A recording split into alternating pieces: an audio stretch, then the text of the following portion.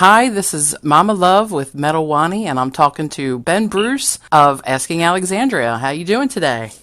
I'm good. I'm still limping. I broke my foot a few days ago, so I think I'll be limping for a few more weeks. But other than that, I've had my coffee. I'm awake. I'm alive. I'm good.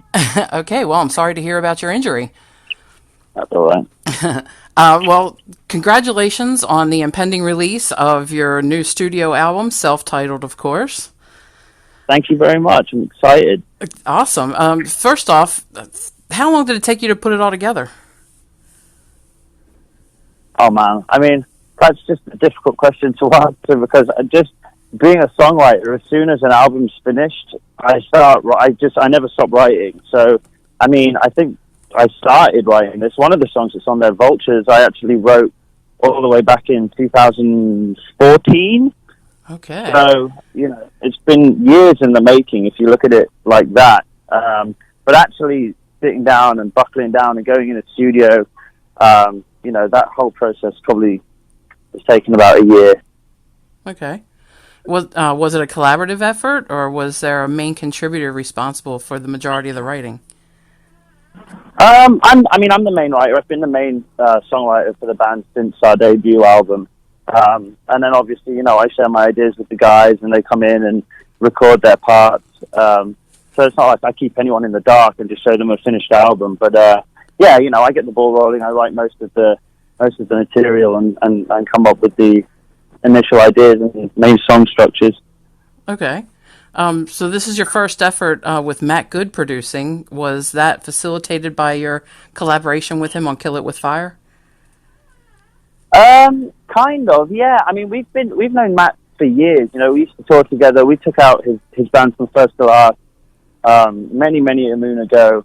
And so, we've been friends with each other for a very long time. And obviously, we've recorded all of our albums up until this one with Joey Sturgis. And it felt like it was time for a change. And me and Matt live in the same state. We both live in Arizona, like 15 minutes away from each other. So obviously, we spend a lot of time in the studio just writing and messing around. Like you said, we started Kill It With Fire together just for fun. And, I had such a good time recording and creating with him. I was like, man, this is the perfect environment to record Asking's next record. Let's do it. Let's do a song and see how it goes. And it was awesome. It was exactly what we needed. Cool. From your perspective, is the completed album all you guys were hoping for and intended it to be? I actually think it's gone above and beyond all of my expectations. For me, every time I finish an album, I'm like, man, I wish I could have done this differently. I would have changed this. This song's not that good. It's kind of an album filler. I wish I had more time to write more hits or whatever, But with this album, we had no limitations. We had no time limits or restrictions.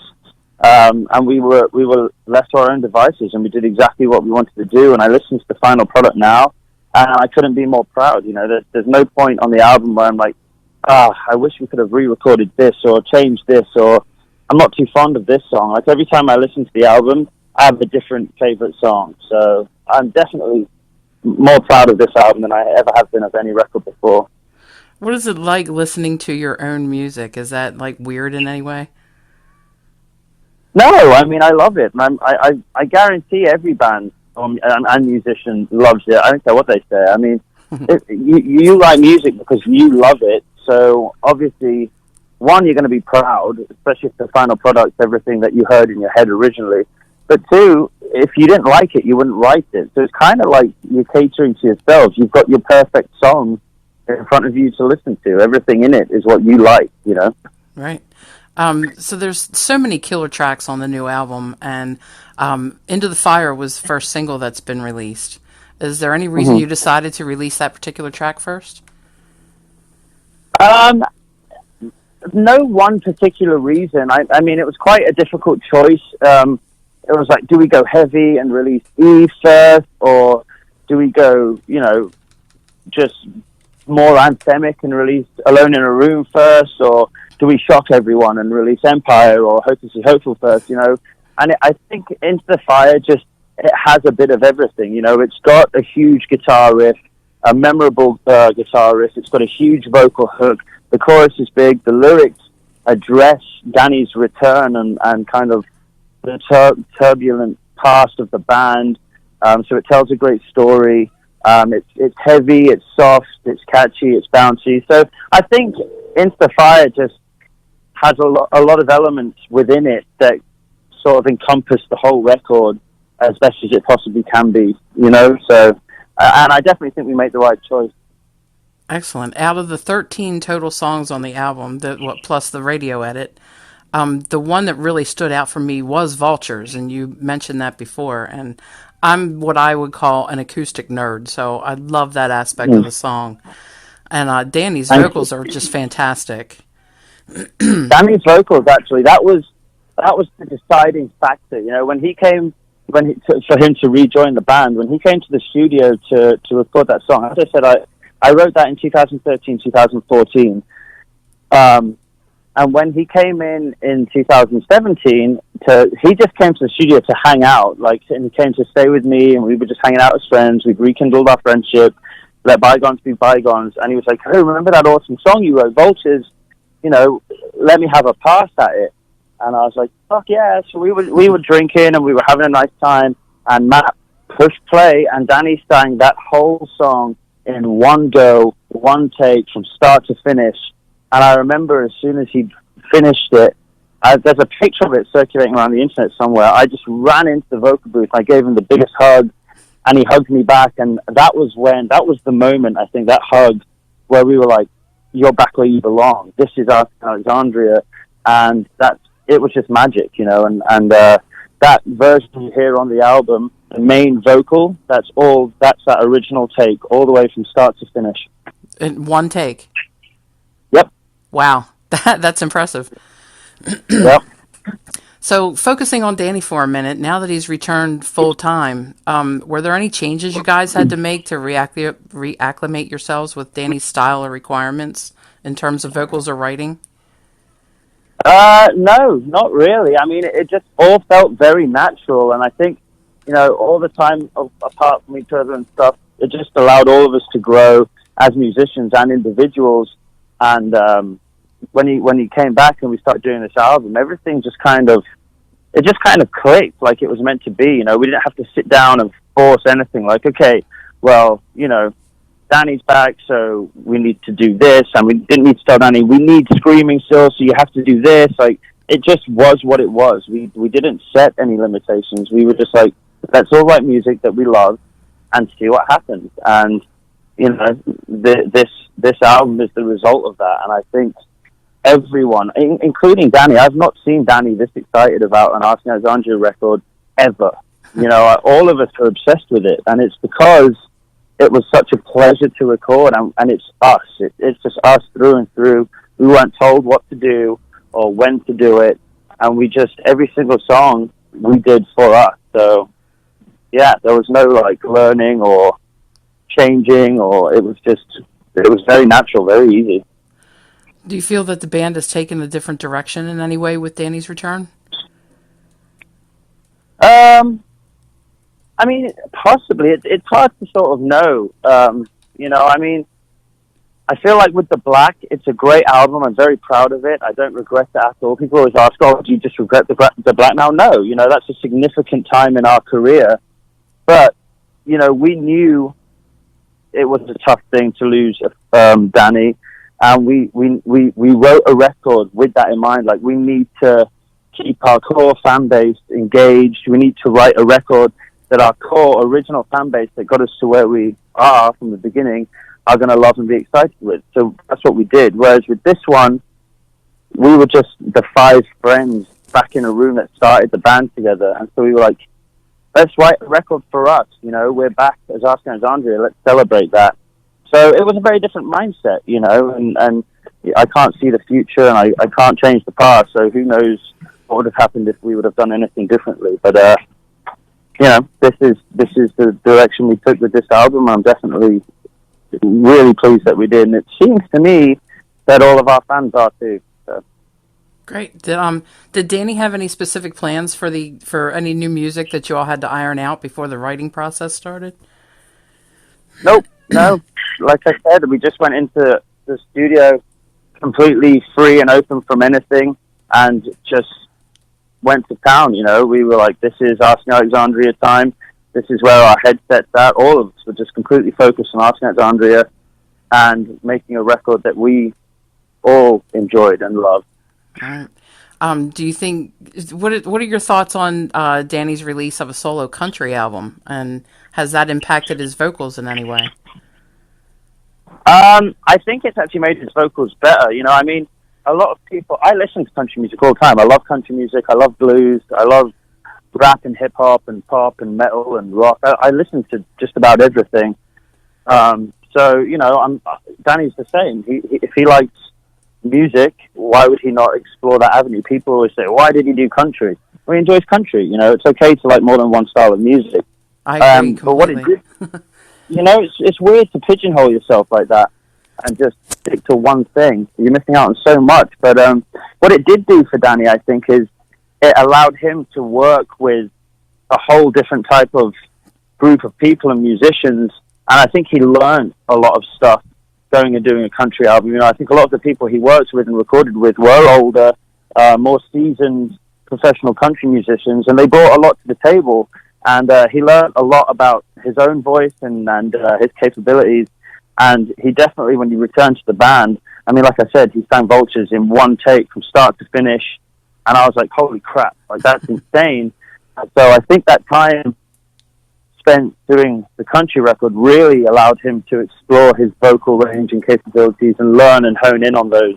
And, you know, like I said, he's come back and he's a much, much better vocalist than he ever was before. Do you think it's inspired his dabbling in other genres? Has that inspired you to explore more in terms of your own music?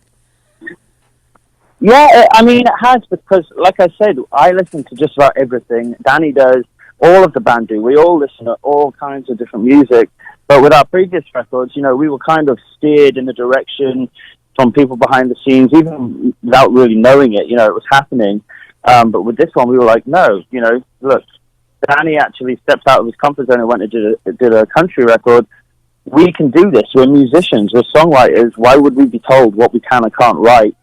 And so, you know, when you go through this album, there are songs like Vultures, and then a few songs down the line, there's songs like Empire, and then there's When the Lights Come On, and Hopelessly Hopeful, and there's just such a huge array of different genres and types of music sprinkled throughout this album. And I think that's a wonderful thing, you know. I think it makes the record exciting to listen to time and time again. Right. So I've one last question for you to close out. Mm-hmm. This album is being released on the heels of your big screen debut in American Satan. Mm-hmm. Loved it. I must say you delivered a fantastic ugly cry when the character of your best friend died. Thank you. It was great. What was that like? Was it difficult for you, or are you a natural?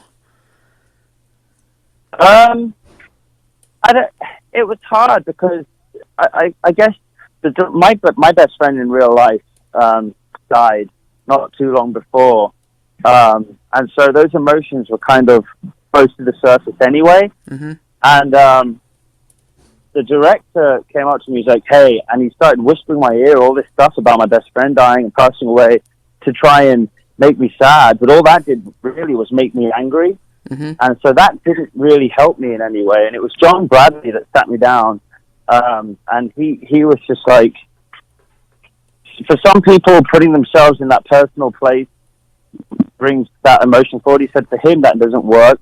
He's an actor. He was like, you need to act. He's like, become the character. Don't be Ben Bruce thinking about your friend that died.